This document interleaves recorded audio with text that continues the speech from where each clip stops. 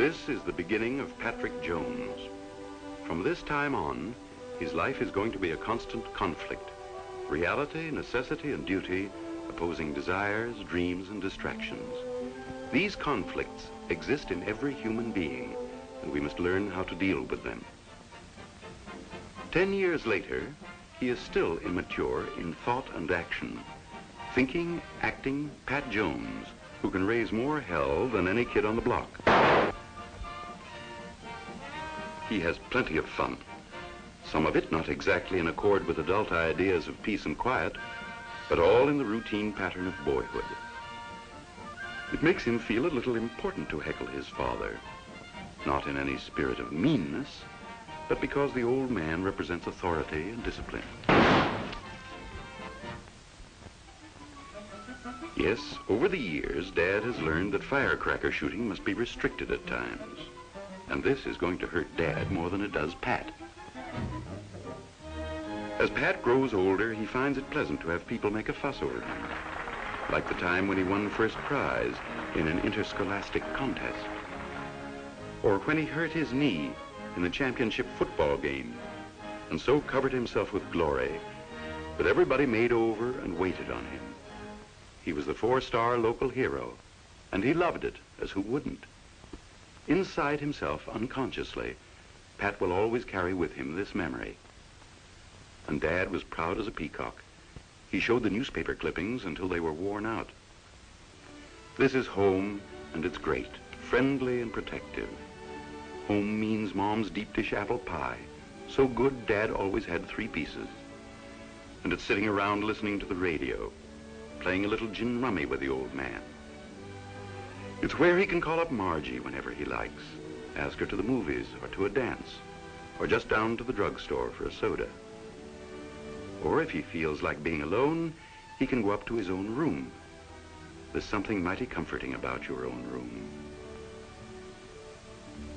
And he's a man on his own, too, paying his own way, earning his own living. Patrick Jones, junior foreman, holding down a job with a paycheck every Saturday, and a good one for a guy of his age. Patrick R. Jones. Patrick R. Jones. I see they're closing you out, Pat. Closing me out? I quit. Bill Goss. Bill Goss. Sorry you're leaving, Jones. I'm getting a better job. So long. And he could quit his job whenever he liked, for whatever reason he liked. Overnight, his home life is left behind, and he's one of millions of men, each one a Seaman Jones. That means that he isn't necessarily our Seaman Jones. This Seaman Jones may have graduated from one of the ritziest colleges in New England. Or he could be Seaman Rabinovitz, who never made it beyond the 6th grade of a public school. This one could have been one of the 7 Swenson kids from a farm. Or O'Brien, who never knew his folks and was raised in an orphanage. But whoever a man is, you can tell a lot about him by what's in his heart. Seaman Jones might be a little along in years, have a wife and kids. Then again, he could be just a kid himself and still looking him over, if you know what I mean. Or he could be the boy who's been going steady with the girl who's always been his and always will be. So let's take a look at the inside story of this Seaman Jones who's gone from this to this. From Mom's deep dish apple pie to a mess line. From his own room to this. Noise, confusion, no privacy.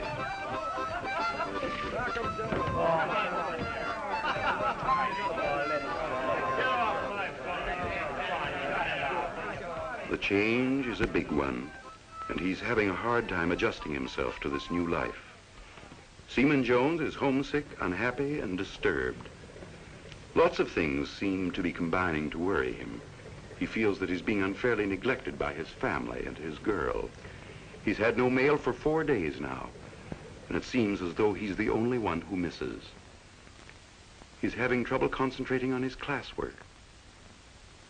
Doesn't seem able to follow. And he's the boy who used to win the silver cups in high school. All in all, This is no picnic, says Seaman Jones. He finds himself panicky and lost in a crowd of countless men where everybody looks alike and is treated alike. No glory here like the time he was a football hero. He's really worried about himself. So much so that one night...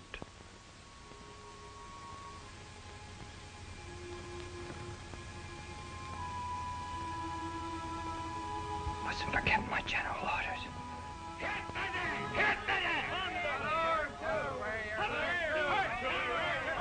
How will I pass inspection? Will I get my liberty this weekend? Are we going out tomorrow? What if I get my stripes? Exam coming up tomorrow. Gee, I've got the jitters. Am I going nuts? Exams, drill, inspections, exams, drill. My God! Maybe I'm going nuts. Maybe it'll drive me crazy.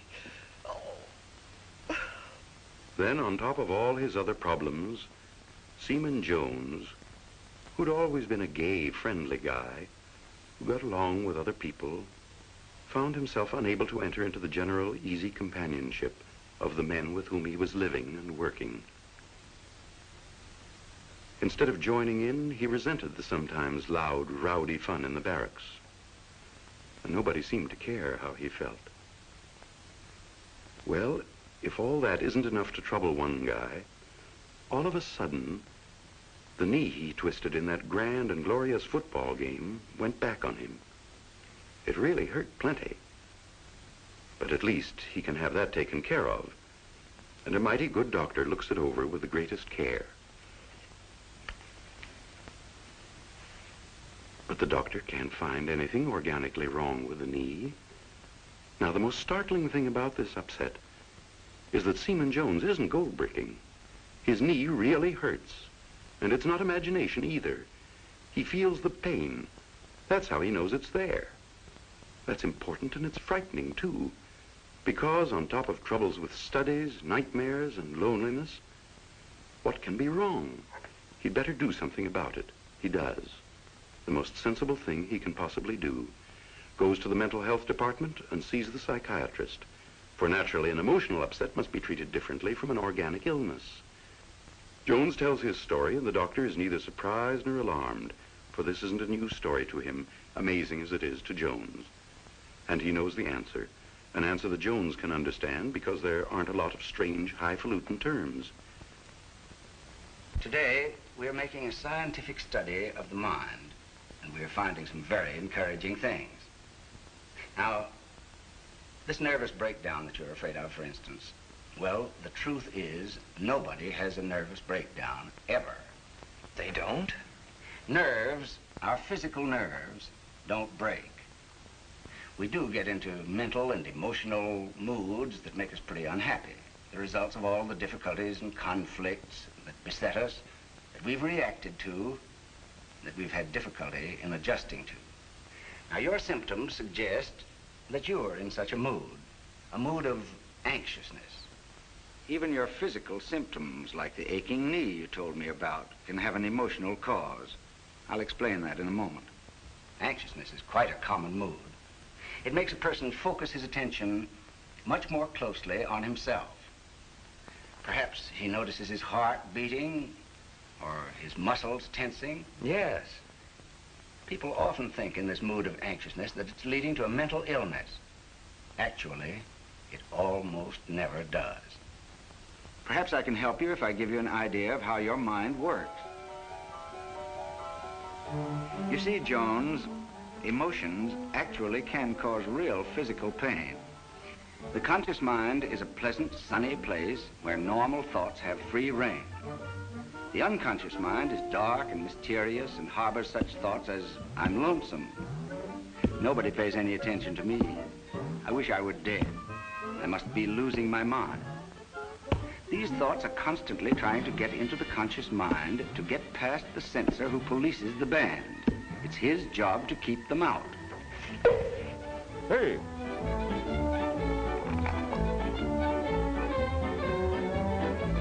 Here's a little thought that keeps popping up. I'm lonesome. I wished I was dead. Huh? What did you say? I said I wished I was dead.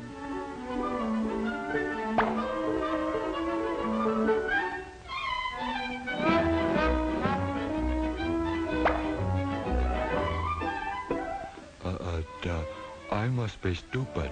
I just can't see things clearly.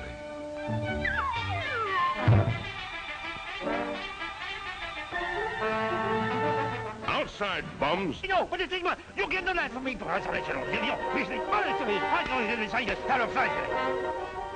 I'm my own worst enemy. I see you. Stop picking on me! Someone's always picking on me! Nobody pays any attention to me. They're blind to real talent. Watch this.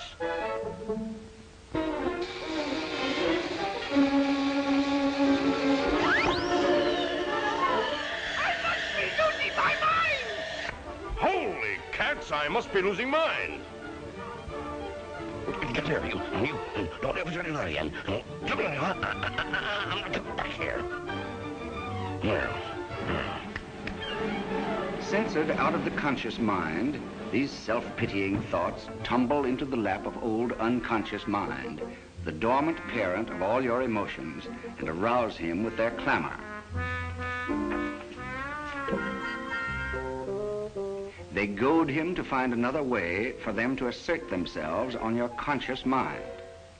So this brute, who never forgets anything that ever happened to you, remembers a certain incident.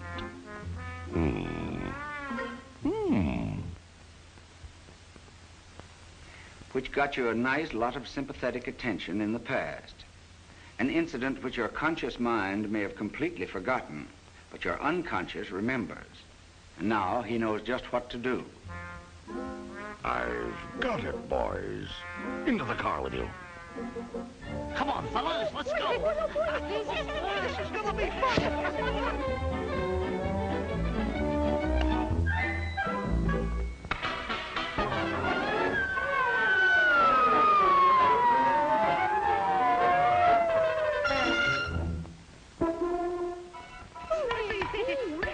Why didn't we think of this before?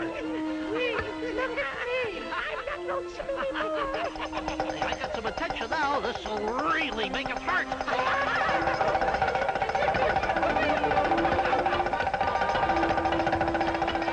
And that's why your knee hurt, even though there's nothing physically wrong with it. Well, I'm sure glad to hear that. A lot of boys feel about the way you do. There was another seaman in here a few days ago named Scott, a big strapping lad who during his civilian days never had anything wrong with him. He won Golden Glove tournaments and was a very pretty fighter indeed.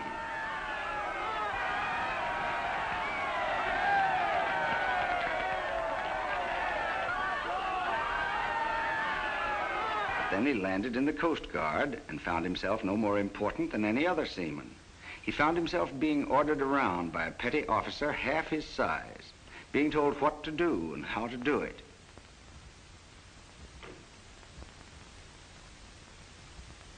Having his hat straightened for him, and even having the lint dusted off his clothes. He, a champion, in his own right. And even in the classroom, he found himself thrown for a loss by simple navigation. He just couldn't turn out an adequate notebook. So, one day, he turned up at sick bay with a bad stomach ache.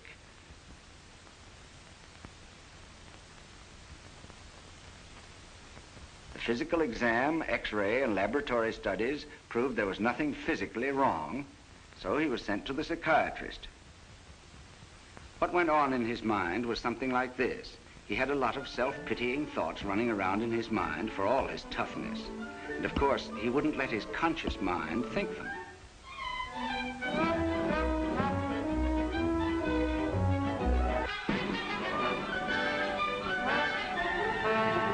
The censor chases them into his unconscious mind, and old man unconscious decides that what Seaman Scott needs is a darn good, foolproof excuse for not doing so well right now. And he takes care of that in his own way.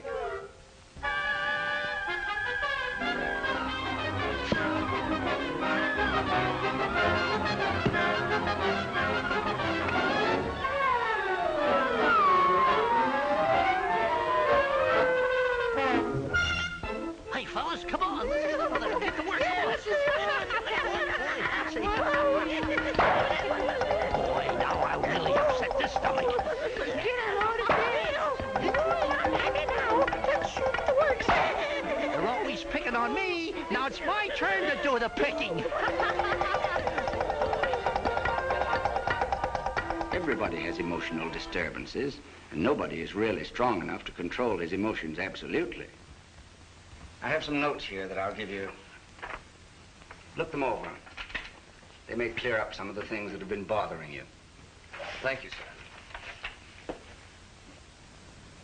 So Seaman Jones did study the notes and found them even more helpful than he'd hoped. They were interesting, understandable, and they made sense.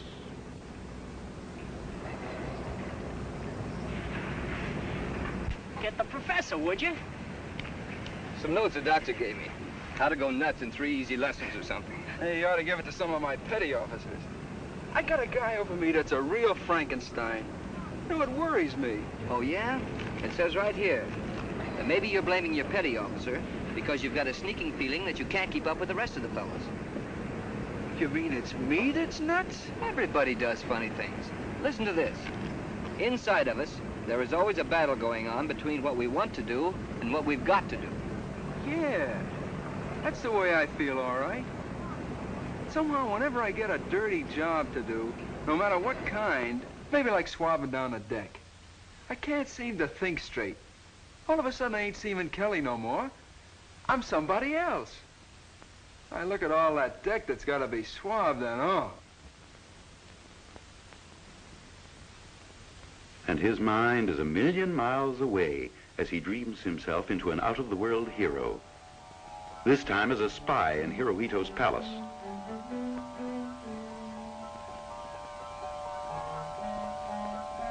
A sort of seagoing Dick Tracy, eh, Kelly?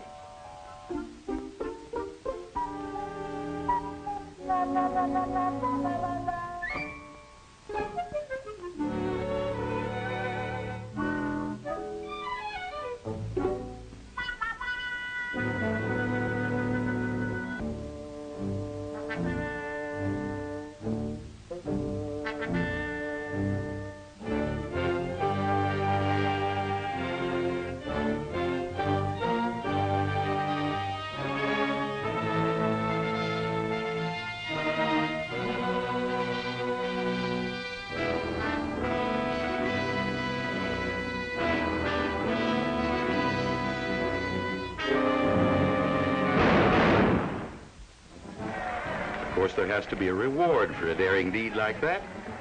And it's a real double-barreled homecoming for, yep, Admiral Kelly, right down Fifth Avenue. Come on, Kelly! And this is so real, he can hear the crowd yelling his name. Kelly! Kelly! Kelly! Get to work. Yeah, sure.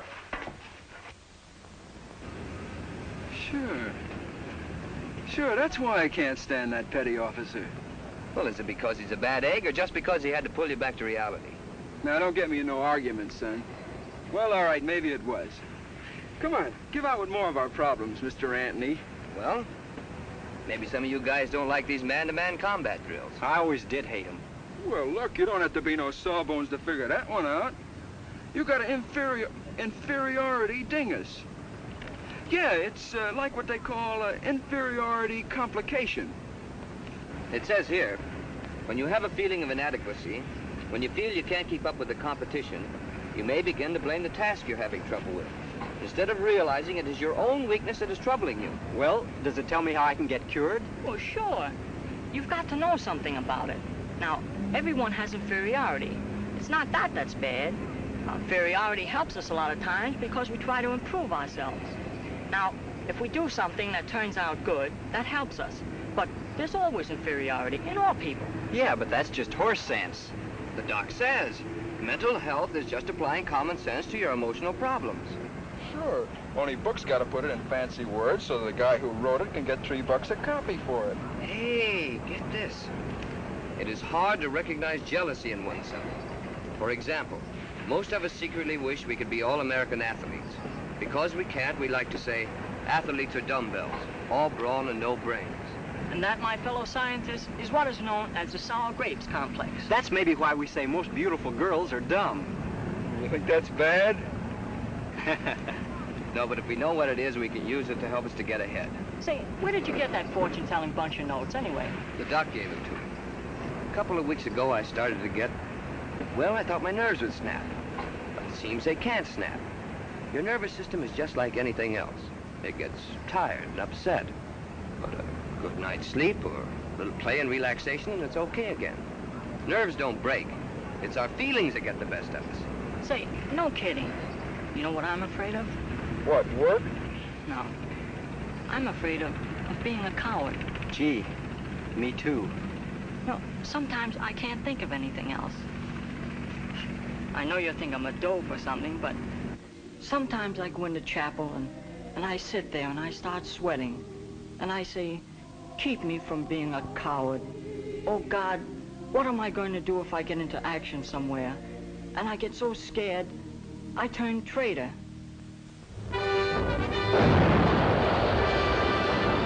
That's a natural, terrible fear. The fear of doing this, running away. A fear we all have. Yet it's a normal fear, for it's deep-rooted in every animal. We call it the instinct of self-preservation. Animals react to it instinctively in order to protect themselves. So we know that we may be afraid, but fear and cowardice are not the same. In fact, fear is an emotion which has always protected us. For example, here's an American submarine cruising quietly. Suddenly, an enemy bomb crashes into it. It doesn't explode, but it's live, and it can any second, and it's jammed in an almost inaccessible place below. Only this skinny boy can get at it.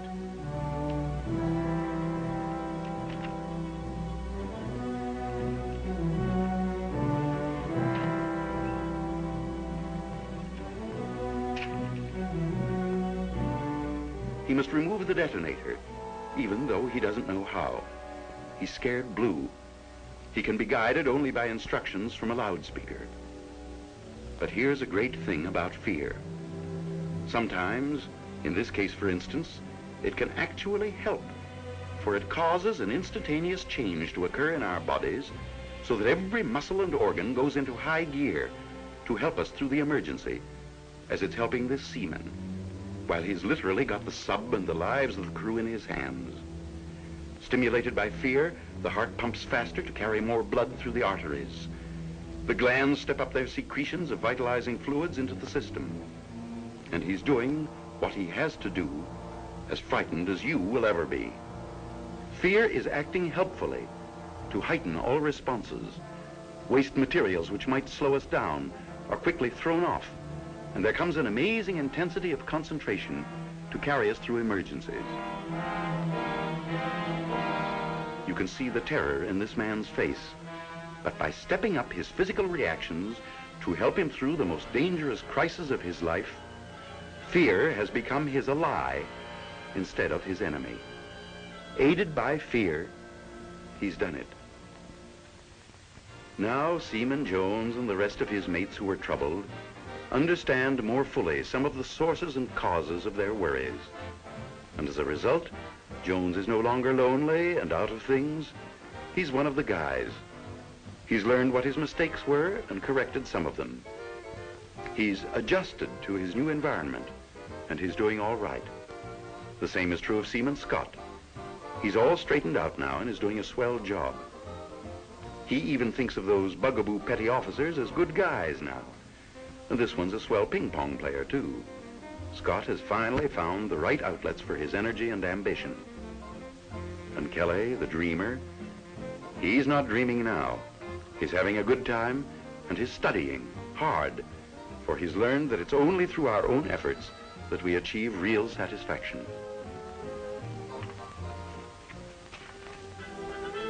Yes, all people must learn to live and work in harmony, must assume new responsibilities and take pride in their duties. That's what is now reflected in these men's faces as they get combat orders. Anderson looks confident. Kelly's alert and ready. Scott is a cool, steady warrior. And Seaman Jones is going after new recognition.